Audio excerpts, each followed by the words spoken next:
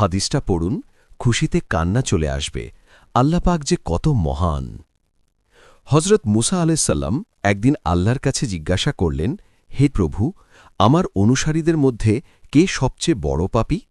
আল্লাহ বললেন, যে ব্যক্তি সর্বপ্রথম এই পথ অতিক্রম করবে সেই ব্যক্তিই হল তোমার অনুসারীদের মধ্যে বড় পাপী। আল্লাহর কথানুযায়ী হজরত মুসা আলাইসাল্লাম বসে দেখছেন। কিছুক্ষণ পর দেখলেন এক ব্যক্তি ছোট একটি ছেলেকে কোলে করে পথ অতিক্রম করছে। হজরত মুসা আলাইসাল্লাম বুঝে ফেললেন এই সেই বড় পাপী। হজরত মুসা আল্লাহকে বললেন, হে প্রভু, এখন আমাকে সবচেয়ে নেকি মানুষটিকে দেখান। আল্লাহ বললেন, সূর্য ডুবার সাথে সাথে যে লোকটি তোমার পূর্বস্থান দিয়ে চলে যাবে সেই হইল সবচেয়ে নেককার। হজরত মুসা আলাইসাল্লাম সূর্য ডুবার বেশ আগের থেকে বসে রইলেন। যেই সূর্য ডুবছিল